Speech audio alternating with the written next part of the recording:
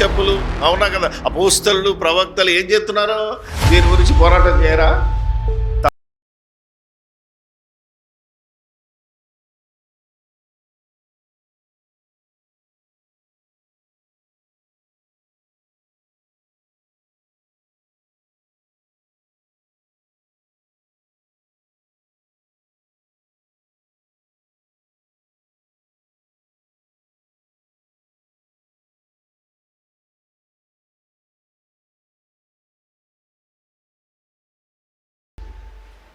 ఇప్పటి వరకు క్రైస్తవ్యంలో మునిగి తేలుతున్న మనం మన సొంత పనులకే ఎక్కువ ప్రాధాన్యత ఇస్తున్నాం తప్ప క్రీస్తు కార్యాలకు ఇస్తలేం.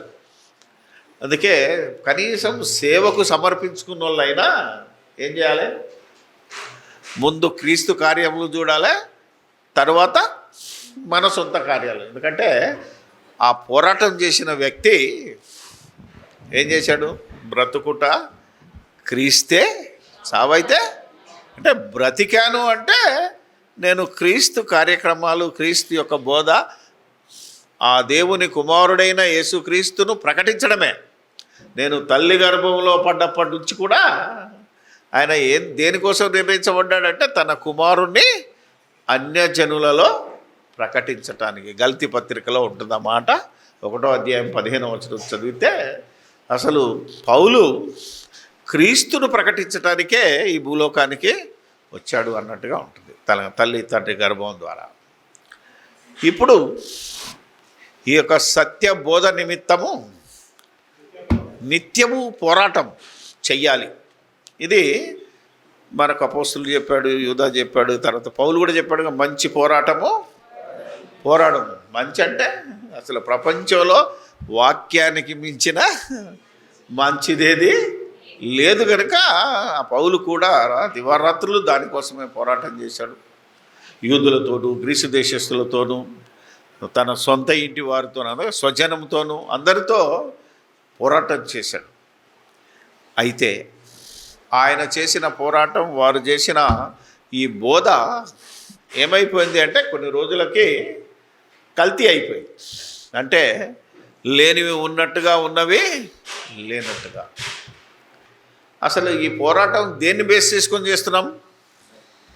బైబిల్ని బేస్ చేసుకునే కదా, అను కదా. క్రైస్తవుడు పోరాటం దేన్ని బట్టి? బైబిల్ని బట్టే. అంటే ఈ బైబిలు దీన్ని ఆత్మీయ ఖడ్గము అన్నాడు. 2 అంచుల ఖడ్గం కాదు, ఆత్మీయ ఖడ్గం. చాలామంది ఏమంటారు, బైబిల్ 2 అంచుల ఖడ్గం బ్రదర్, అటు చెప్తుంది ఇటు చెప్తుంది, అటు చెప్తుంది ఇటు చెప్పదు, ఎటు తిరిగినా కోస్తుంది. అర్థమైందా లేదా? ఒక దిక్కు మామూలు కత్తికి ఒక దిక్కు పదును ఉంటుంది, 2 అంచుల ఖడ్గానికి 2 దిక్కుల పదును. ఆ 2 దిక్కుల పదున్న కత్తి దేన్ని కోయగలరంటే నీ శరీరాన్ని కోయగలదు, కానీ నీ ఆత్మను, కీళ్లను, మూలుగులను విభజించే కత్తిది. అందుకే దీన్ని ఏమన్నాడంటే ఆత్మ.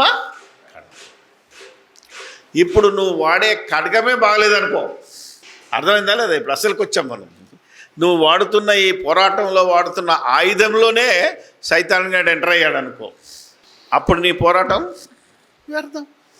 అందుకే దైవజనుడికి ఒక ఆధిక్యత ఇచ్చాడు తిమోతికి రాస్తూ. ఎందుకంటే ఈ తీతు, తిమోతి రాసినవన్నీ మనకే, దైవజనులకే. తిమోతికి రాసిన 2వ పత్రిక 3వ అధ్యాయము 13 నుంచి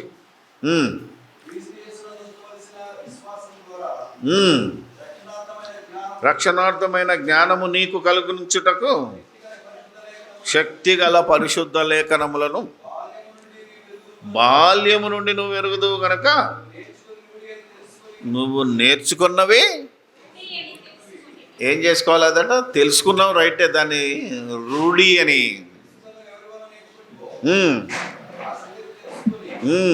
వాటి యందు నిలకడగా ఉండము. తెలుసుకున్న తర్వాత, నేర్చుకున్న తర్వాత ఏం చేయాలి మనిషి? వాటి యందు నిలకడ. ఇక సంచలన మనస్సం కాదు, అటు ఇటు ఎవడొచ్చి చెప్తే అటు పోతా, ఈడొచ్చి చెప్తే ఈడు పోతా అనేది కాకుండా నువ్వు నేర్చుకున్నది సరి అయినది అయితే ఇక నువ్వు దాంట్లో స్థిరపడాలి. స్థిరపడిన తర్వాత ఏం చేయాలా? దైవజనుడు సన్నద్ధుడై ప్రతి సత్కార్యమునకు. సత్కార్యం అంటే చాలామందికి ఏమంటారంటే మంచి కార్యం. ఏమ్మా సత్కార్యం అంటే మనం చెప్పేది ఏంటిది? మంచి కార్యం అంటారు కానీ అది అన్యుల నిర్వచనం. బైబిల్ నిర్వచనం ఏంటి? సత్యం అంటే వాక్యము, వాక్యము చెప్పిన కార్యక్రమం. అర్థమైందా? సత్కార్యం అంటే వాక్య విషయంలో నువ్వు చేయవలసిన ప్రతి పని, వాక్యము నిర్దేశించిన కార్యక్రమం. అంటే వాక్యము చేయమన్న కార్యక్రమమే సత్కార్యం. బయటోడు చెప్తాడు అబద్ధము ఆడరాదు, అవునే కదా, మంచిదే. కానీ బైబిల్ ఏం చెప్పింది? అబద్ధం ఆడకుండా ఉండి సత్యము అంటే వాక్యం చెప్పినప్పుడే నువ్వు సత్యవంతుడు. అబద్ధం ఆడకుండా ఉండాలి ఫస్ట్, తర్వాత సత్యం చెప్పాలి. రెండు ఉన్నాయి అన్న కార్యక్రమం. ఇప్పుడు చెప్తున్నాడు లేఖనము దేవుని ఆవేశము వలన, మనుష్యుల ఇచ్చ వలన కాక దేవుని ఆత్మ ఆవేశము వలన. అంటే ఆవేశం వలన కోపం కాదు, ఆవహించటం. అర్థమైంది కదా? చాలామందికి ఆవేశం వస్తుంది. ఆత్మావేశం అంటే పరితాపము పట్టలేనంత కోపం అని అనుకుంటాడు. కానీ ఉపదేశించుటకును అంటే బోధ చేయుటకును, ఖండించుటకును, తప్పుదిద్దుటకును, నీతి యందు శిక్ష చేయుటకును ప్రయోజనకరమైనదంటే. ఒక బైబిల్ పట్టుకొని నేను పాస్టర్ని, నేను దైవజనుణ్ణి, నేను సేవకుని అని నువ్వు ఎప్పుడైతే అనుకుంటావో నీకు ఇచ్చిన ఆధిక్యత ఏంటి అంటే దేవుని ఆవేశం అంటే పరిశుద్ధాత్మ ప్రేరణ కలిగిన ఈ బైబిలు, దేవుని వాక్యాన్ని ఏం చేయాలట? సరిగ్గా బోధించాలి. సత్యవాక్యాన్ని సరిగా విభజించి బోధించాలి, ఫస్ట్ పాయింట్. రెండవది ఖండించాలి. ఏం ఖండిస్తావు? దుర్బోధను ఖండించాలి. తప్పుడు ఎవడైనా దీనికి వ్యతిరేకంగా మాట్లాడితే ఖండించాలి. పొద్దున్న చెప్పాం కదా, సువార్త అయినట్టే ఉంటుంది, సువార్త కాదు అది, అప్పుడు అది తప్పని చెప్పాలి. భిన్నమైన సువార్త. తర్వాత ఇక్కడ వచ్చింది ప్రాబ్లం. ఎక్కడొచ్చింది తప్పు? ఇంతకీ ఎవరు తప్పు దిద్దాలి? ఎవడెవడు చెప్తే వింటాడా? ఎవరైనా తప్పు చేశావంటే ఎస్ బ్రదర్ నేను తప్పు చేసినాను ఒప్పుకుంటాడా? ఒక్కసారి చూడండి. ఒప్పుకున్న వాళ్ళు ఎవరన్నా నాదేం తప్పులేదు. ఎక్కడి నుంచి వచ్చింది ఈ పాట? ఆదాము నుంచి వచ్చింది, ఇక్కడి నుంచి రాలేదు. అది అవునా కదా? Still we are continue. ఆదాము ఏం చేశాడు? నాదేం తప్పులేదు, నేను అస్సలైన శుద్ధపూసను. తప్పెవరిదంటే నీదే. ఎందుకంటే నాకు ఒంటరిగా ఉండుట నీకు మంచిది కాదని ఇచ్చావు చూడు, అవునా కదా? అంటే ఆమెనిస్తే, ఆమె నాకు ఇస్తే నేను తిన్నంటే తప్పెవరిది? నీదే. నీవు ఇచ్చినంటే ఎవరిది తప్పు? నీదే. అర్థమైందా లేదా? ఇది మన మెంటాలిటీ. ఆ తప్పు దిద్దటానికి ఎంత ప్రయత్నించినా అటు ఇశ్రాయేలులు బాగుపడలేదు, అవునా కదా? ఆనాటి యూదులు కానీ ఎవడు బాగుపడలేదు. అందుకని వాళ్ళ తప్పులు దిద్దటానికి మనకు అధికారం, ఎవడి తప్పు దిద్దటానికి కూడా నీకు. ఎందుకంటే మీరు తీర్పు తీర్చకుడి అన్నమాట. దాన్ని ఇంకెక్కడో అప్లై చేయకండి, ఉదాహరణ చెప్తున్నా.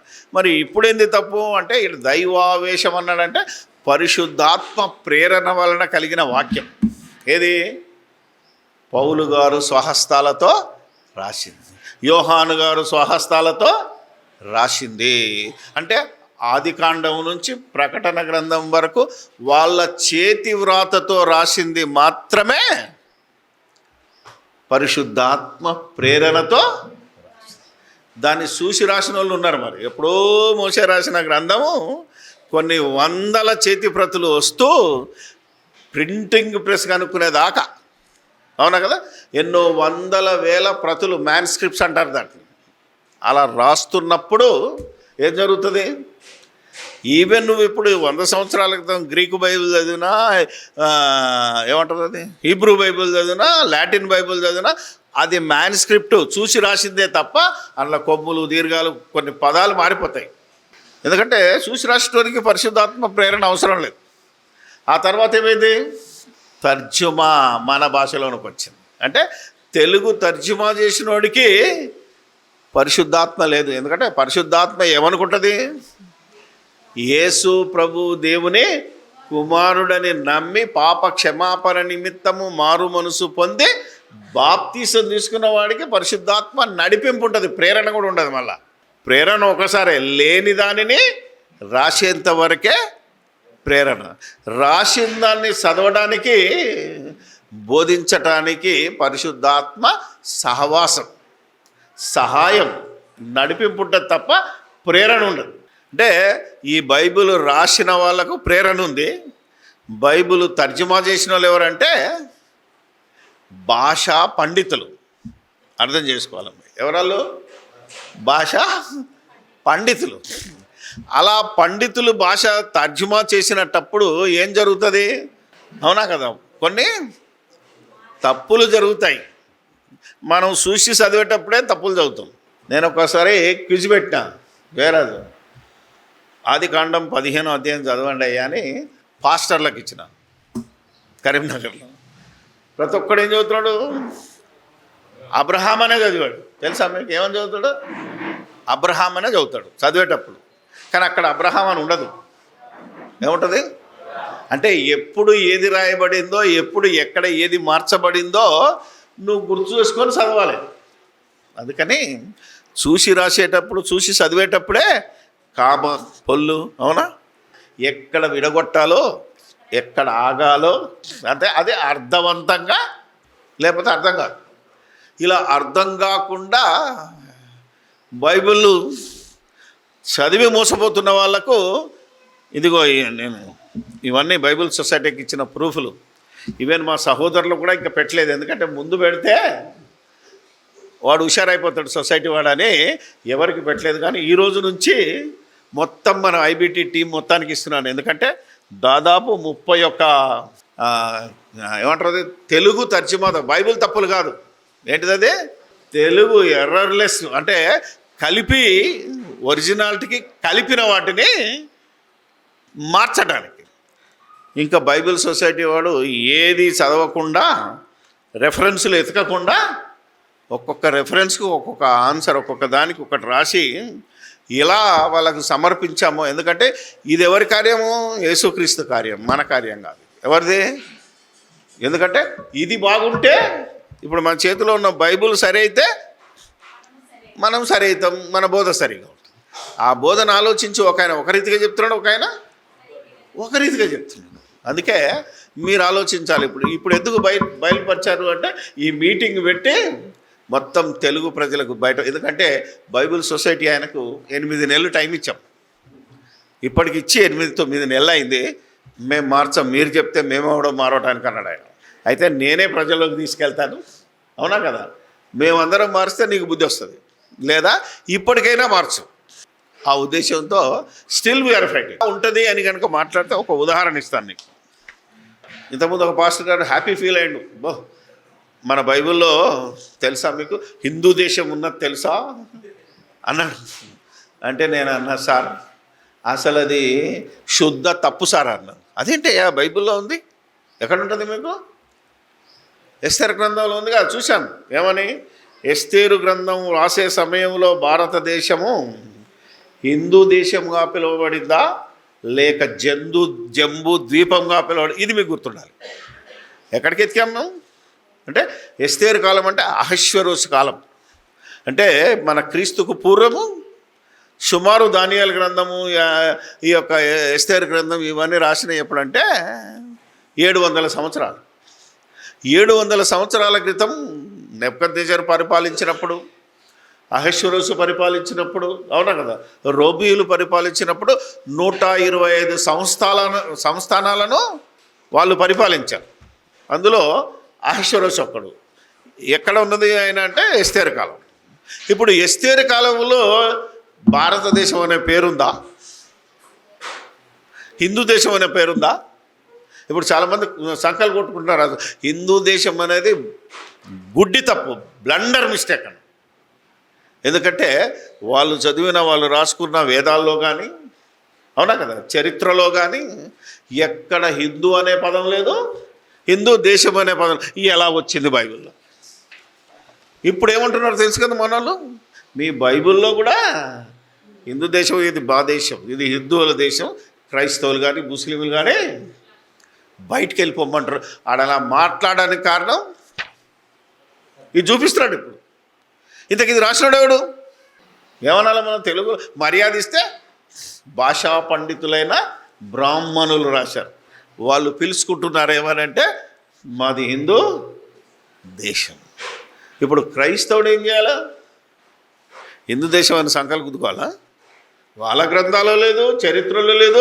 అసలు రాజ్యాంగంలో మొదటి మాట ఏముంటుందంటే ఇండియా, దట్ ఈస్ భారత్. కొంత చరిత్ర ఉంది భరతుడు పరిపాలించాడని, అది ఉత్తర భారతదేశమే. మీరు చరిత్రలోకి వెళ్తే కాశ్మీరు నుండి కన్యాకుమారి వరకు భరతుడు పరిపాలించాల. ఆయన నార్త్ ఇండియాకు సంబంధించినోడు, సౌత్ ఇండియాకి ఎప్పుడు రాలా.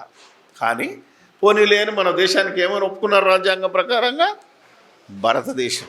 కానీ బైబిల్లో ఏముండాలి చెప్పండి? ఇప్పుడు భారతదేశం కాదు. ఎందుకంటే ఎస్తేరు గ్రంథం రాసిన కాలంలో మన ఇండియా లేదా మన దేశం ఏమని పిలువబడుతుందంటే జంబూ ద్వీపం. అంటే ఈ దేశాన్ని ఎవరు పరిపాలించారో తెలుసా? జాంబవంతుడు. జాంబవంతుడు పరిపాలించిన దేశం కనుక దీనికి 3 చుట్లు నీళ్లు ఉన్నాయి కనుక దీన్ని ఏమన్నారంటే వాళ్ళ దాంట్లో రాసింది. మీరు వెళ్ళి చదువుకోవచ్చు. దీని పేరు ఏంటిది? జంబూ ద్వీపం. కాబట్టి వెంటనే బైబిల్లో ఏం రాయాలి మీరు? హిందూ దేశం మొదలుకొని అని ఉంటుంది కదా, ఏమనాలి అప్పుడు? జంబూ ద్వీపం మొదలుకొని కూషు దేశం అంటే ఇథియోపియా. నవ్వు ఇంగ్లీష్లోకి వెళ్తే ఇండియా అని ఉంటుంది, హిందూ దేశం ఉంటుంది. చూసుకోండి మీరు, ఇంగ్లీష్ బైబిల్ ఏముంటుంది? It's common India. అంటే ఇప్పుడు బరువాదులు చేసిన కుట్ర, తప్పుడు తర్జుమా ఇప్పటికీ రాజ్యం వెళ్తుంది. దీన్ని అర్జెంటుగా తీసేము. ఎందుకంటే ఇంకా చాలామందికి తెలియదు బైబిల్లో ఉన్నట్టు. అవునా కదా? లేకపోతే ఇది మీ బైబిల్లో ఉన్నది చూసుకోరాను అనుకో. ఇప్పుడు అర్జెంటుగా బైబిల్ సొసైటీ ఏం చేయాలా? హిందూ దేశం అని తీసేసి 2 చోట్ల ఉంది జంబూ ద్వీపం. లేకపోతే పోనీ లేక మన రాజ్యాంగంలో కూడా రాసింది భారతదేశం అని, భారతదేశం లేదా భరత ఖండం. ఇలా ఇంత లోతుగా చదివి ఈ ప్రజలను కాపాడాలనే తపన ఎవరికి ఉంది? అవునా? ఏం రాసింటే నాకేంది, నా చర్చ నిండితే చాలు, నా కడుపు నిండితే చాలు, అంతేనా కదా? ఇంతవరకు ఉన్నది. అందుకనే సంవత్సరాల కోసం పోరాటం, 20 సంవత్సరాలు చదివి పోరాటం చేశాం. అలాగే ఇంద్రధనుసు అనే పదం ఉంటుంది. ఉందా? బైబిల్ ఉందా? ఉందా లేదా? ఆది కాండములో 9:19 ఏమైనా ఉన్నదంటే నా దేవుని ధనస్సు అని ఉంటుంది, ఇంద్రధనస్సు అని ఉంటుంది, మేఘ ధనస్సు అని ఉంటుంది. నువ్వు ఎహెచ్కేల్కి వచ్చేసరికి ఏమున్నదో చదువు. ఎహెచ్కేలు 128. ఆది కాండంలో అవునా కదా, పంచకాండాల్లో ఏముంటుందంటే దీని మేఘములో నా ధనుస్సును ఉంచుదును అన్నాడు. ఎందుకంటే జలప్రలయం తర్వాత నేను మళ్ళీ ఈ లోకాన్ని నాశనం చేయను, నా ధనుసు పెడతానన్నాడు. ఎహెచ్కేలు 128 తీయండి మీరు. 128, ప్రకటన 4:9, ప్రకటన 10:1. వర్షాకాలమున కనబడు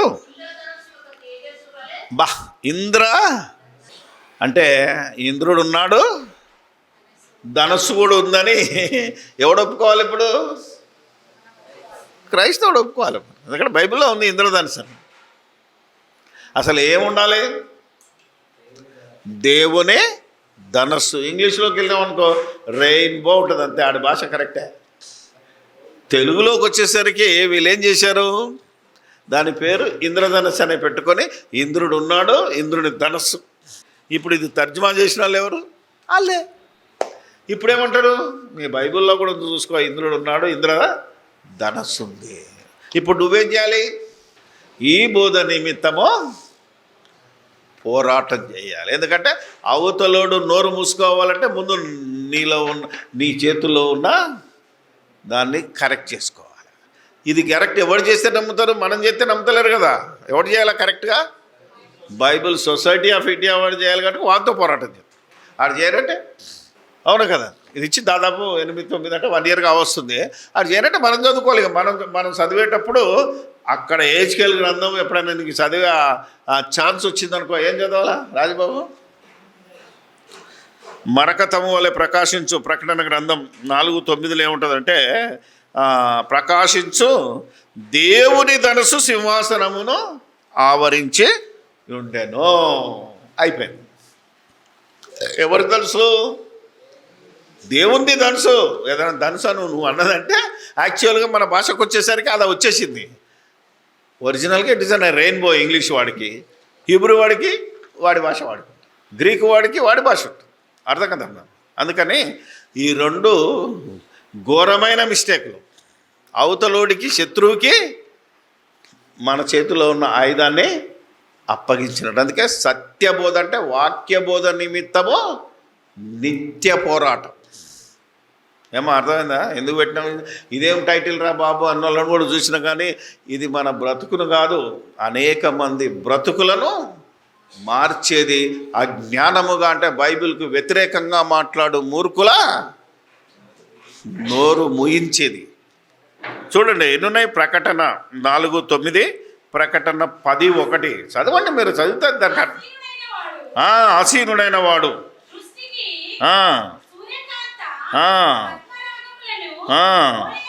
పోలినవాడు. ఎన్నో వచనం చదివినామమ్మా? 4 ప్రకటన. Okay, right. ప్రకటన 10:1 దోత పరలోకం నుంచి దిగువచ్చుట చూచి తిని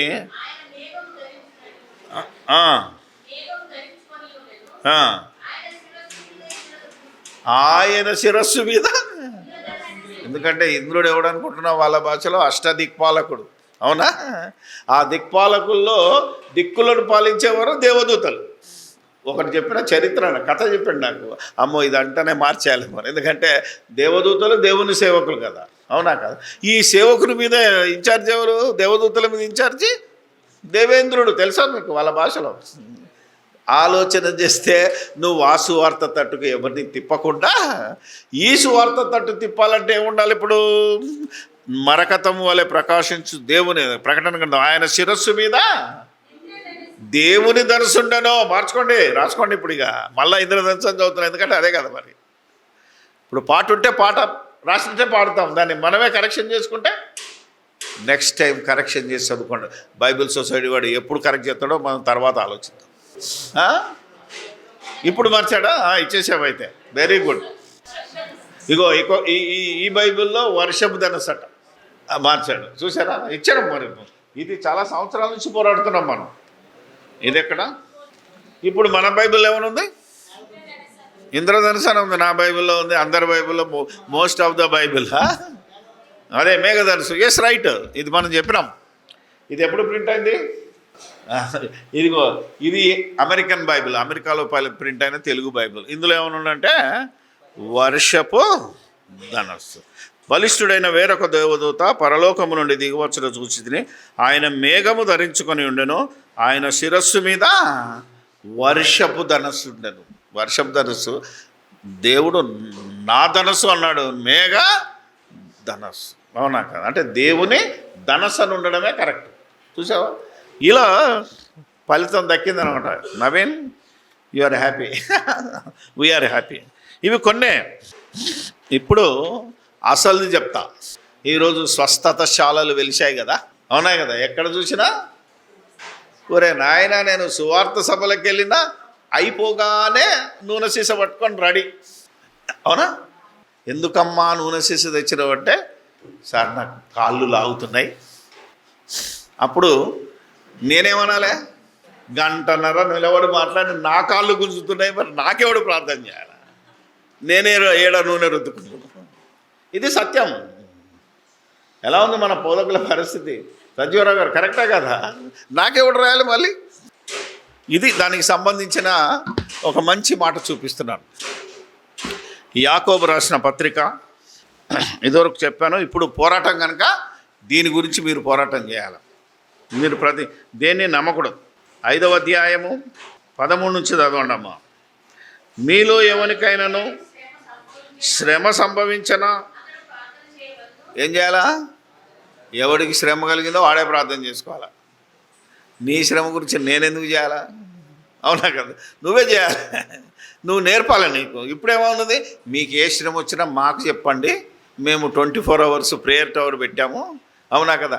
అక్కడ 4 జీతగాళ్ళు ఉన్నారు, షిఫ్ట్ల కొద్దీ ప్రార్థన చేస్తాడు. అవునా కదా? ఇది నడుస్తున్న కథ. మీరు మాకు చెప్తే మేము ప్రార్థన చేస్తాం, దానికి ఖరీదు అవుతుంది. ఎంత? క్యూఆర్ కోడ్ పెట్టాము, దాన్ని స్కాన్ చేస్తే మాకు రావాల్సిన డబ్బులు, అంటే పైసలు ఇచ్చి కూలీలను పెట్టుకొని ప్రార్థన చేసే పద్ధతి వచ్చింది ఈరోజు దేశం. దేవుడు ఏమంటున్నాడు? ఎవడికి శ్రమ వస్తే వాడే ప్రార్థన. అర్థమైందా మీకు? ఇప్పుడు మీరు మీ ఇంటికాడ కూడా ఫస్ట్ ఏమొచ్చినా ఏం చేయాలి? మీరు దేవునికే ప్రార్థన చేయాలి. ఆ ప్రార్థన కూడా ఎలా చేయాలంటే నీతిమంతుల ప్రార్థన అని అయిపోయి దేవుని యొక్క చెవులు ఉంటాయి. అంటే ముందు నువ్వు నీతిగా బ్రతికితేనే నీ ప్రార్థన వింటాడు, లేకపోతే సున్నా. ఎంతమంది చేసినా వేస్ట్. నువ్వు ఎన్ని 10,000 ఇచ్చి ఫోటో దిగినా అయ్యగారితో వేస్ట్. అర్థమైందా?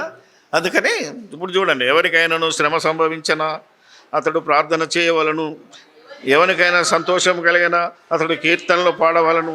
మీలో ఎవడైనా, ఇక్కడ వచ్చింది దెబ్బ, ఎవడైనానో రోగి అయి ఉన్నాడా? పెద్దలను ఎవరిని పిలిపించాలి? అయ్యగారిని కాదమ్మా, పెద్దలను. ఇప్పుడు వచ్చేదో అయ్యగారు అమ్మగారే వస్తున్నారు, అది బైబిల్కి వ్యతిరేకం. ఏమ్మా నూనె దాసి ప్రార్థన చేయడానికి ఎవరు చేస్తున్నారంటే అయ్యగారే చేయాలా, అమ్మగారే చేయాలి. అమ్మ అయ్య రావద్దుడా. ఎవరు రావాలి? సంఘ పెద్దలు రావాలి. ఒక్కడు కాదు, ఇద్దరు కంటే ఎక్కువ. మనకు ఒకడే ప్రార్థన చేస్తాడు కదా, అవునా కదా? మీరు ఆలోచన చేయాలంటే భిన్నమైన బోధ జరుగుతుంది, భిన్నమైన సువార్త జరుగుతుంది. దీని నిమిత్తము ప్రతి బోధకుడు పోరాడాలి, ప్రతి విశ్వాసి ఎప్పుడు చేయాలా? టైటిల్ ఏం పెట్టాము? నిత్య సమయమందునో అసమయమందునో పోరాడము అన్నాడు పౌలు. అందుకనే, ఎందుకంటే వీళ్ళు మామూలు వాళ్ళు కాదు, కొంచెం టైం ఇచ్చినా దూరెత్తారు వచ్చి. ఇప్పుడు మీకు చెప్పాను అనుకో, మళ్ళీ మీ ఇంటికి పోగానే దూరుతాడు వచ్చి, ఆయన అట్లా చెప్తాడు కాదు, ఇట్లనే ఉంది బైబిల్ అంటాడు. నువ్వేం చేస్తావు? నేనేమో నెలకోసారి 2 నెలలకోసారి, ఆయన నీకు రోజు వారం చెప్పాడు, అదే పోతావు. అర్థమైందా లేదా? ఆయన చెప్పని నేను చెప్పని ఎవడు చెప్పని బైబిల్ ముఖ్యం. నూనె రాశి విశ్వాస సహితమైన ప్రార్థన ఆ రోగిని ప్రభు అతన్ని లేపును. పాప చేసిన వాడైతే, అంటే ఇంతకీ ఏ రోగి? శరీర రోగా, పాప రోగా? అర్థమైందా మీకు? ఇప్పుడు మనం నూనెలు తెచ్చుకునేది ఎందుకు? ఏ రోగం? అదే కదా, అంటే శరీర రోగం. ఇక్కడ శరీర రోగం కోసం నూనె రాసి ప్రార్థన చేయమని అసలు ఆజ్ఞ లేదు. ఎవరికి ఉంది? పాపము చేసిన వాడైతే పాప క్షమాపణ జరుగుతుంది. కానీ ఈరోజు ఎట్లున్నదంటే సంఘ పెద్దలు వెళ్ళి నూనె రాసి ప్రార్థన చేయాలి. ఇప్పుడు మనోళ్ళు ఏమంటున్నారు? టైం లేదు, మేము ప్రార్థించిన నూనె సీసా అమ్ముతాము, ఇంటికి వెళ్ళి నువ్వు రుద్దుకో. అర్థమైతే లేదా? టైం ఉన్న దగ్గర ఏమంటాడు? ఒకవేళ మీరు సభలకే వెళ్ళారనుకో, ఈ బోధకుడు ఎంత అడ్వాన్స్ అయ్యాడు అంటే అందరి నెత్తిన మీద చేసి ప్రార్థన చేసే ఓపిక నాకు లేదు, నేను ఇప్పటికే అది పోయినాను. మీరు పని చేయండి, ఎక్కడ రోగం ఉంటే అక్కడ ఎవరు చెయ్యి? పాపి రోగి, పాపే ఈ రోగం ఉన్నోడే రోగం ఉన్న దగ్గర చేయి పెట్టుకోవాలంటే ఇది న్యాయమా? ఈరోజు మరి రెవరెండులు, బిషప్పులు, అవునా కదా, అపోస్తలులు, ప్రవక్తలు ఏం చేస్తున్నారు? దీని గురించి పోరాటం చేయరా? తప్పుడు బోధ వెళ్ళిపోతుంది కదా, తప్పుడు సువార్త వెళ్ళిపోతుంది కదా, రాబోయే తరంలో నాశనం జరగబోతుంది కదా, విశ్వాసానికి దెబ్బ జరగబోతుంది. నీవే పాపివి, మళ్ళీ నీ చెయ్యి ఉందా ఎక్కడన్నా? ఎవరన్నా ఆలోచించరు? లేదు. ఎంత పెట్టైనా బాటిల్ కొనుక్కుందాం. అందుకనే ఈ నూనె సీసాలు అమ్మటోనికి నూనె సీసాల కంపెనీడు కారు ఇచ్చాడట బహుమానం. మళ్ళీ ఆడే చెప్తాడు, ఎందుకంటే లాభం. ఏమా ఖర్చీఫులు కొన్న వాళ్ళు ఉంటారుగా, ఉన్నారా? ఇక ఇలాంటి దుర్మార్గ బోధలు వచ్చాయి. ఖర్చీఫ్ ప్రార్థన చేస్తే రోగం బాగైందా? ఎవరు చెప్పండి? పౌలు గారికి వాడిన నడికట్టు తీసుకెళ్ళి పెడితే రోగికి బాగుపడ్డాడు, అవునా కదా? మరి వీడు పౌలా? ఇంతకు నువ్వు కొనుక్కునే ఖర్చీఫ్ వీడు వాడిద్దా, లారీలకి వెళ్ళి దిగిందా? మరి లారీలకి వెళ్ళి దిగిన దానికి ఇక్కడ మేము ఉంటుంది. వాడాలగా, అవునా? ఇంత ఆలోచించి ఇలా వాళ్ళ మీద పోరాటం చేయాలి మనం. కొనేవానితో అమ్మేటోనికి బుద్ధి ఎలాగూ లేదు, కొనేవానికన్నా మనం ఏమనాలి, ఎడ్యుకేట్ చేయాలి. కొనేవాడు తప్పు చేస్తున్నాడు, అమ్మేవాడికి తప్పు చేస్తున్నాడు అని తెలియట్లేదు వాడికి అంటారు కదా. ఏదో సామెత ఉంటుందిగా, అమ్మేవాడికన్నా ఏం లేకపోయినా తినేవానికన్నా ఉండాలని ఏదో ఉంటుంది సామెత తెలంగాణలో. అలా మనం నేర్చుకోవాలని మిమ్మల్ని పోరాటం చేయమంటున్నది బైబిల్. నేను కాదు, నేను చెప్పలేదు. నిత్య పోరాటం చేయమని నేను చెప్తున్నానా? ఎవరు చెప్పాడు? సమయమందును అసమయమందును ఒక్కసారి అప్పగింపబడిన మార్చడానికి వీళ్ళేది. ఇప్పుడు మార్చేడు చూద్దామా? విశ్వాస సహితమైన ప్రార్థన ఆ రోగిని, ఇది తెలుగోడు చేసిన మాయ. ఇంగ్లీష్ బైబిల్ ఉందా చూడండి. ఏమ్మా ఇంగ్లీష్ ఉందా? The prayers of the faith shall save the sick అని ఉంటుంది. ఉందామా? సేవ్ ద సిక్ అంటే, సేవ్ అంటే రక్షణ. అంటే పాపము చేసినోడికి సంఘ పెద్దలు వెళ్ళి విశ్వాసముతో ప్రార్థన చేస్తే వాడికి ఏం దొరుకుతుంది? రక్షణ దొరుకుతుంది. సేవ్ ద సిక్, అది సిక్కు నాట్ హీల్ కాదు. విశ్వాసములో పడిపోయి చర్చికి రాకుండా, అవునా కదా, బిజినెస్లో పడిపోయింది అనుకొని ఏం చేయాలి ఇప్పుడు? చర్చి పెద్దలు మనం పోవద్దు, ఈడ ఎందుకు రావట్లేదు, నాలుగు మనం తెలివి లేక అప్పుడప్పుడు వాళ్ళు ఇంటికి పోతుంటాం, ఇంకా ఎందుకు రాలేదు ఈయన, నీకేమైందని, అవునా కదా. మనం పోవాల్సి ఆడు విలువాలి మనల్ని. అనా నేను సంసారంలో పడి, వ్యాపారంలో పడి, దుకాణంలో పడి, అవునా కదా, రకరకాల రోగాలలో పడిపోతే నేను రాలేకపోతున్నా, నేను బలహీన అయిపోయాను, ఇక నాకు చర్చికి రావడానికి మనసే లేదు, సిగ్గుపడుతున్నంట. ఏం చేయాలి మరి? ఏం చేయాలి అతడు? అలా ఉన్నాడు. ఏం చేయాలంటే, అన్న మన పెద్దన్నలను పంపించు. అప్పుడు పెద్దలు ఏం చేయాలంటే ఆ నూనె రాసి, తండ్రి ఇతని అవిశ్వాసాన్ని పోగొట్టి ఈ పాపరోగం నుంచి విడుదల చేయమని ప్రార్థన చేస్తే ఆడి రోగం బాగే వాడు మళ్ళీ సంఘానికి వస్తాడు. ఇది కథ. ఒరిజినల్గా బైబిల్ ఉంది. కానీ ఈరోజు జరుగుతున్నది ఏంటిది? మేము ప్రకటించిన ఈ సువార్త గాక భిన్నమైన సువార్త. ఈ భిన్నమైన సువార్త కోసం ఏం చేయమంటున్నాడు? పోరాటం చేయాలి. ఎందుకంటే మనుషులు సువార్తను అంగీకరించడం లేదు. ఎలాంటి దాన్ని అంగీకరిస్తున్నారు? ఇగో ఇది. అందుకనే ఇలా అన్ని రెఫరెన్సులు పెట్టి, బాబు విశ్వాస సహితమైన ప్రార్థన ఆ రోగిని రక్షించును అని పెట్టండి. ఈ స్వస్థతశాలన్నీ బంద్ అయిపోతాయి, మాయ రోగాలన్నీ, ఈ కార్పొరేట్ దుకాణాలన్నీ బంద్ అయిపోతుంది. ఎవరు చేయాలి ఈ పని? బైబిల్ సొసైటీ చేయట్లేదుగా. ఏం చేయాలి అప్పుడు? మనం చేసుకోవాలి. మనమే మార్చుకోవచ్చు. ఎందుకంటే ఆయన సొత్తు కాదు, ఎవరి సొత్తు కాదు, దేవుని వాక్యము మనకొచ్చింది. మనం ఏం చేయాలా? దీనిలో ఉన్నదాన్ని ఉపదేశించాలి, ఖండించాలి, తప్పుదిద్దాలి, నీతి యందు ఏం చేయాలి మనం. ఎన్ని బాధ్యతలు ఉన్నాయి ఒక దైవజనుడి మీద. కాబట్టి ప్రతి దైవజనుడు ఏమన్నాడు? తిమోతికి రాసిన పత్రికలో ఉంటుంది. తిమోతికి రాసిన 2వ పత్రిక 4వ అధ్యాయము 2 తిమోతి 1 వచనం నుండి, దేవుని ఎదుటను సజీవులకును మృతులకును తీర్పు తీర్చు క్రీస్తు యేసు ఎదుటను ఆయన ప్రత్యక్షతతోడు ఆయన రాజ్యముతోడు నేను ఆనబెట్టి చెప్పున్నదేమనగా, వాక్యమును, స్వస్థతలు కాదు, మాయలు కాదు, మంత్రాలు కాదు. ఏం చెప్పాలా? వ్రాయబడిన వాక్యం. ఏదైతే పౌలు అన్నాడో, మిమ్మల్ని ఆయన వాక్యానికి అప్పగిస్తున్నాను. మీకు క్షేమాభివృద్ధి, మీకు పరలోకం, మీకు పాప క్షేమాపణ, ఏది కావాలన్నా ఇదిగో. అర్థమైందా లేదా? ఆయన మాట్లాడుతూ ఇప్పుడు చెప్తున్నాడు, చూసావా దైవజనుడా అని ఆయన చెప్పిన మాట ఏంది? వాక్యమును ప్రకటించుము, సమయమందును అసమయమందును ప్రయాసపడుము, దీర్ఘశాంతముతో ఉపదేశించుచు ఖండించుము, గద్దించుము, బుద్ధి చెప్పుము. ఎందుకనగా జనులు హితబోధ అంటే కింద ఒకటి ఉంటుంది, ఫుట్నోట్ ఇచ్చింది. ఆరోగ్య అంటే నీ పాప రోగానికి ఆరోగ్యం కలిగించే బోధ ఇదిగో అపోస్తలు రాసిన బోధ. కాబట్టి జనులు హితబోధను సహించక దురద చెవులు గలవారై ఏముంటుందంటే దురద వచ్చిందనుకో ఏం చేద్దాం మనం? గోక్తాం. గోకంగానే డాక్టర్ ఏమంటాడు? చేతులు కడుక్కోండి, అవునా కదా? లేకపోతే అది ఇంకో దగ్గర ఇది అయిపోయే లోపల ఇంకో దగ్గర గోక్తాం. ఇప్పుడు ఎక్కడికి స్ప్రెడ్ అవుతుంది? ఇంకో దగ్గర స్ప్రెడ్ అవుతుంది. దీన్ని ఇట్టిట్టాల లోపల కిందికి వచ్చేస్తుంది చెయ్యి.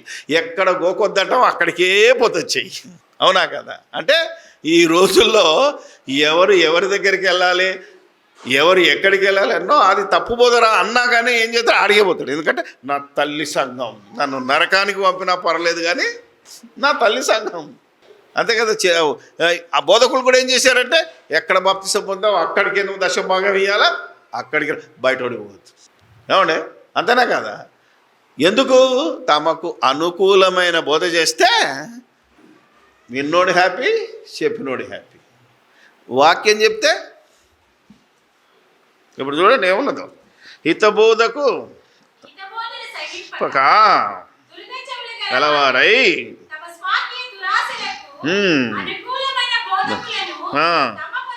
పోగు చేసుకొని చెవియ్యక.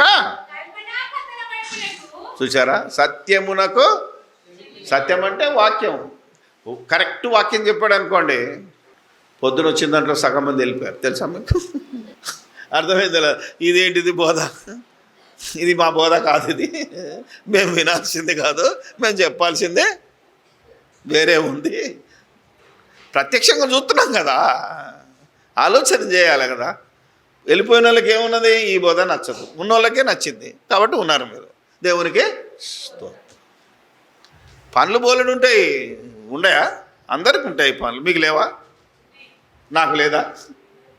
అవునా కదా? మీరు ఒక్కొక్కరు ఒక్కొక్క దూరం నుంచి వచ్చారు, మీకు పనులు లేవా? ఎందుకున్నాం? అసలు వీడు ఏం చెప్తాడు, అవునా కదా? ఏమనాలా మీరు? వీడు ఏం చెప్తాడు అనుకోండి, అంతే కదా? ఈయన కాదు, ఇంకా మన భాషలో తెలంగాణ భాషలో ఏమంటాడు, వీడేం చెప్తాడో చూద్దాం పదరా, అవునా కదా? మీరు ఆలోచన చేయాలా, ఇంకేం చెప్తాడో చూద్దాం. నేను అసలైన పోరాటం గురించి లంచ్ తర్వాత చెప్తానని చెప్పానా? పొద్దున్న చెప్పానా? అసలుది నేర్చుకుందామని లేదు, ఇంకా వెళ్ళిపోయారు. వెళ్ళిపోతే మనం ఏం చేద్దాం? ఏం చెప్పేది ఉండే? దేవుడు నిన్ను దీవిస్తున్నాడు, వచ్చే సంవత్సరానికల్లా నువ్వు 3 చర్చీలు కడతావు. అమ్మాయ్య, ఏం లాభం 3 చర్చీలు కట్టి? చర్చిలో ఒక్కడు బాగా కాకపోతే, ఒక్కడు బాగాలేకపోతే, అవునా కదా? ఒక్కొక్క చర్చికి 1,00,000 మంది వెళ్తున్నారట, అందులో ఒక్కడైనా నిలబడతాడా వాక్యం కోసం? అవునా కదా? ఇట్లా ఊపుతున్నారు కానీ అలాంటోడు ఒక్కడు దొరికినా చాలు. ఏదో ఊర్లో, మన స్టాలిన్ వాళ్ళ ఊర్లో, కర్ణాటకలో, ఒక్క కుటుంబం కోసం 6 సంవత్సరాలు వెళ్ళిండట ఒక ఆయన సైకిల్ మీద. ఇప్పుడు ఆ ఊరంతా క్రైస్తవులు అయ్యారట, అవునా కదా? అంత కష్టపడిపోయేటోడు ఎవడనుండా? ఆడొతే చాలు నాకు, అదిగో ఇక అవన్నీ వద్దులేమ్మా, నన్నే తిట్టిండని అనుకుంటారు, నేనేం చేయలేనని. అందుకని చూసారా? ఏసీ కావాలి, ఏముండాలి మనం కూర్చున్న కాడ? ఫ్యాన్ ఉండాలి, లేకపోతే కూర్చోం. ఇలా ప్రజలు మారిపోయినారు కనుకనే దీని సంగతి తేల్చుకోమంటున్నాడు. సత్యమునకు చెవి ఒక కల్పనా కథల వైపు తిరుగు కాలము వచ్చును అని 1వ శతాబ్దంలో రాశాడు. 3వ శతాబ్దం నుంచి స్టార్ట్ అయింది. నైసియా సభ అని ఉంటుంది ఒకటి, అక్కడి నుంచి ఈ సిద్ధాంతాలన్నీ వచ్చినాయి. 325 నుంచి కల్పనా కథలు. ఎలాంటి కథలు అంటే, యేసు ప్రభు చనిపోయిన రోజున ఆయన ముఖం మీద తెల్ల బట్ట వేసిండ్రట. అప్పుడేమైంది? ముఖంతో పాటు ముఖం మీద ఉన్న ముళ్ళ కిరీటంలో వచ్చిందన్న, అది పవిత్ర వస్తువు అని దాచిపెట్టి దాన్ని చూడడానికి యాత్ర. ఇంతకు అది సాధ్యమా? ఏమన్నా రండి యెరూషలేము యాత్ర అని బిజినెస్ చేసుకుంటున్నాడు, అవునా కదా? మీరు చూస్తే అది ఎక్కడ ఉంటుంది అసలు? ఈ 2 సంవత్సరాల్లో ఆ బట్ట ఉంటుందా? అవునా? 2000 దాన్ని ఎవడు పురావస్తు శాఖడు టెస్ట్ చేస్తే ఇది కల్పితము, 2000 సంవత్సరాలది కాదు ఇది అని వాడు చెప్పేసి. అంటే ఇప్పుడు ఏది మనకు కావాల్సింది ఏంటిది? కల్పన, కల్పించినాయి. ఒరిజినాలిటీ కావు. రైట్. అయితే నువ్వు అన్ని విషయములలో ఉండము, శ్రమపడము, సువార్తికుని పని చేయుము, గుణంగా జరిగించుము, పోయిచున్న సమీపించి ఏమన్నాడంటే మంచి పోరాటము. మన పోరాటం ఎందుకుంటుంది? ఆస్తుల గురించి. అవునా కదా?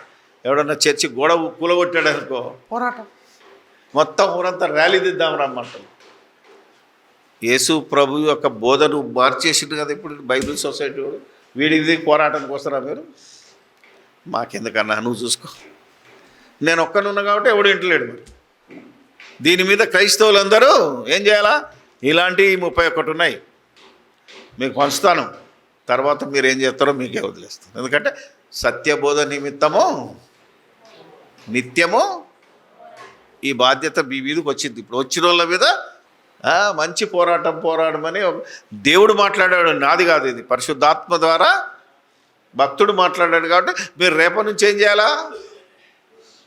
సచ్చినట్టు పోరాడ. దట్ ఈజ్ యువర్ బాధ్యత. నీ యొక్క పని అది. నేను నా పని చేసినా నా జీతం నాకు వచ్చేస్తుంది. మీరు జీతం పొందాలంటే ప్రతివాడు తన తన క్రియల చొప్పున, అంతేనా కదా? వానికి నేను ఇచ్చే జీతము ఆయన. మనం పోరాడితే మనకేం లాభం? మనం అప్పుడు వస్తుంది పోరాటం, ఇప్పుడు రాదు. ఇలా చెప్తున్నాడు చూడు, మంచి పోరాటము పోరాడి తిని నా కడముట్టించి తిని నా కొరకు నీతి. ఇది సమాధుల మీద కనబడుతుందే తప్ప చర్చిలలో కనబడతలేదు, మనుషుల హృదయం మీద రాయబడట్లేదు. సో మనము ఈరోజు నుంచి అయినా ఏం చేయమంటున్నాడంటే ఇలాంటి పోరాటం చేయమంటున్నాడు. కాబట్టి యాకోబు పత్రిక చూశారు, మత్తయి గారు రాసిన సువార్త 27వ అధ్యాయము 9-10.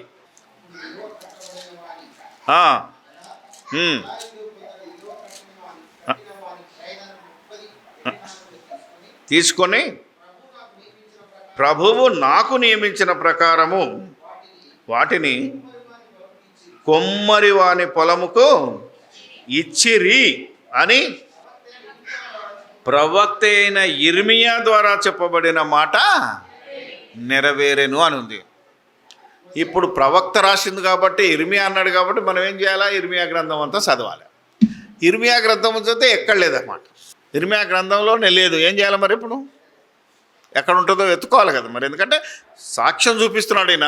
ఈ సాక్ష్యంలో తర్జుమా చేసిన వాడు ఏం చేశాడంటే ఇర్మియా గ్రంథంలో రాయబడిందని రాశాడు.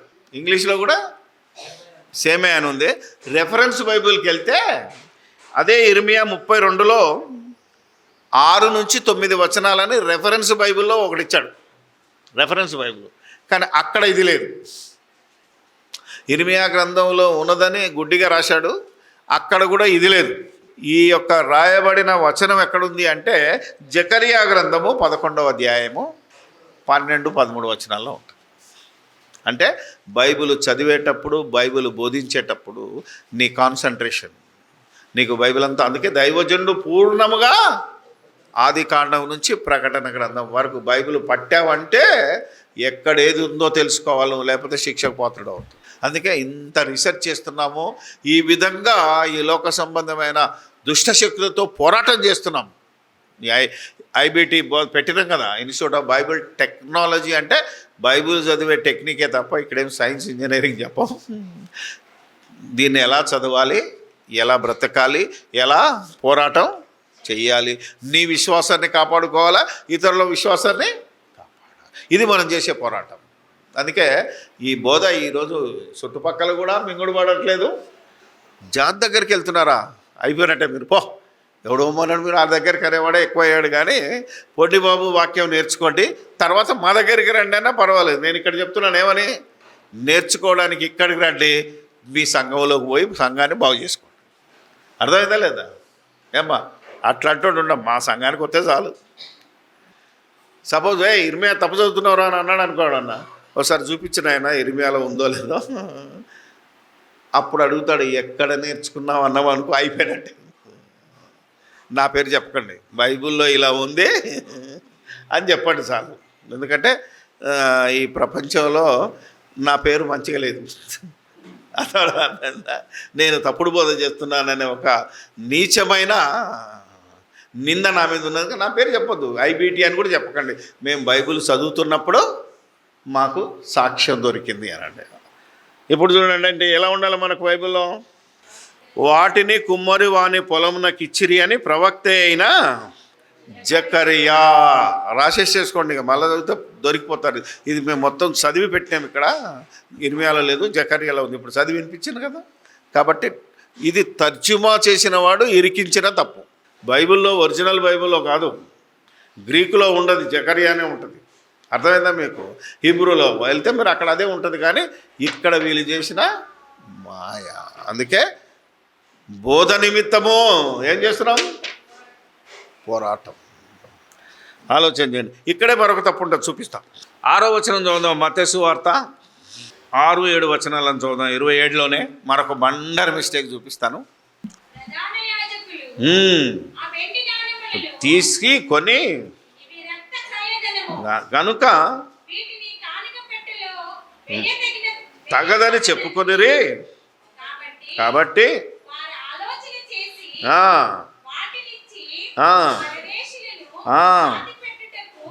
కుమ్మరి వారి పొలమును కొని రి. అంటే ఎవరు కొన్నారు కుమ్మరుని పొలం? ప్రధాన అందరికి అర్థమైంది. అర్థమైందా? అలాగనే ఉందా బైబిల్లో? మీ బైబిల్లో ఉందా? రైట్. అపోస్తల కార్యాలు 1:18 అండి. ఇప్పుడు ఏది రైటో చూసుకోవాలి. ఈ యూదా ద్రోహము వలన సంపాదించిన రూకలనిచ్చి ఒక పొలము కొనెను.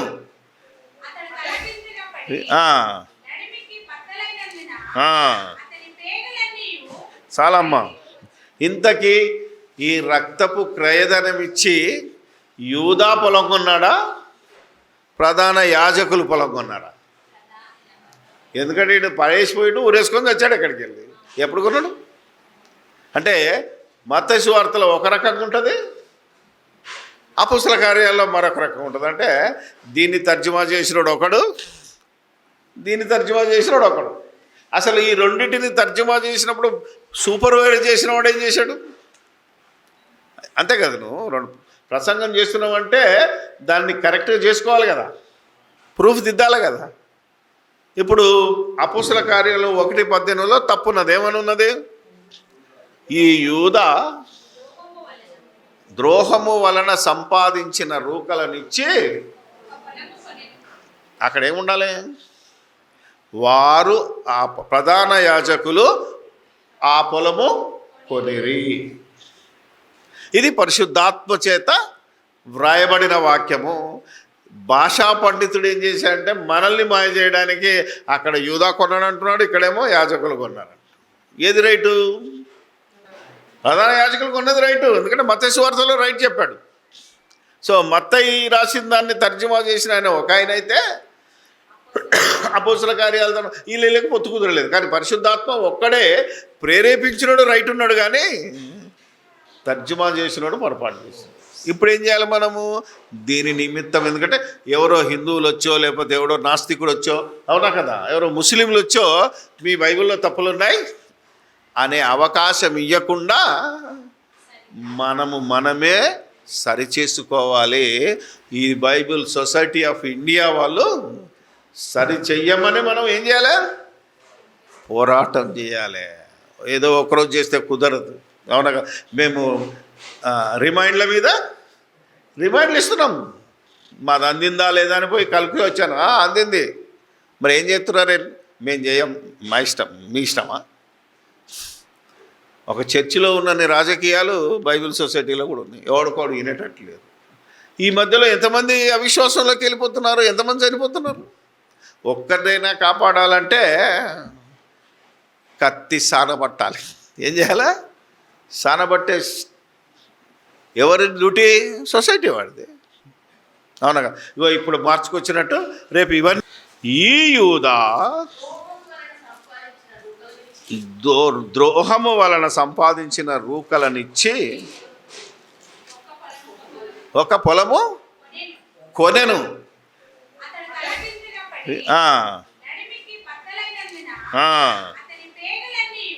చాలమ్మా. ఇంతకీ ఈ రక్తపు క్రయధనం ఇచ్చి యూదా పొలం కొన్నాడా, ప్రధాన యాజకులు పొలం కొన్నాడా? ఎందుకంటే ఇటు పడేసిపోయిట్టు ఊరేసుకొని వచ్చాడు. ఎక్కడికి వెళ్ళి ఎప్పుడు కొన్నాడు అంటే మత్తయి సువార్తలో ఒక రకంగా ఉంటుంది, అపొస్తలుల కార్యాల్లో మరొక రకంగా ఉంటుంది. అంటే దీన్ని తర్జుమా చేసినోడు ఒకడు, దీన్ని తర్జుమా చేసినోడు ఒకడు. అసలు ఈ రెండింటిని తర్జుమా చేసినప్పుడు సూపర్వైజర్ చేసిన వాడు ఏం చేశాడు? అంతే కదా, నువ్వు రెండు ప్రసంగం చేస్తున్నావు అంటే దాన్ని కరెక్ట్గా చేసుకోవాలి కదా, ప్రూఫ్ దిద్దాలి కదా. ఇప్పుడు అపొస్తలుల కార్యాలు 1:18లో తప్పున్నది. ఏమని ఉన్నది? ఈ యూదా ద్రోహము వలన సంపాదించిన రూకలనిచ్చి, అక్కడ ఏముండాలి? వారు ఆ ప్రధాన యాజకులు ఆ పొలము కొనిరి. ఇది పరిశుద్ధాత్మ చేత వ్రాయబడిన వాక్యము. భాషా పండితుడు ఏం చేశాడంటే మనల్ని మాయ చేయడానికి అక్కడ యూదా కొన్నాడు అంటున్నాడు, ఇక్కడేమో యాజకులు కొన్నారు. ఏది రైటు? మొత్తానికి పని జరగాల. ఎవరి పేరు వచ్చినా పర్వాలేదు, అవునా కదా? ఇవన్నీ తీసుకెళ్ళి మీ పేర్లు పెట్టుకొనైనా మార్చుకొని కొట్లాట చేయండి. రైట్, ప్రార్థన చేసుకుందాం.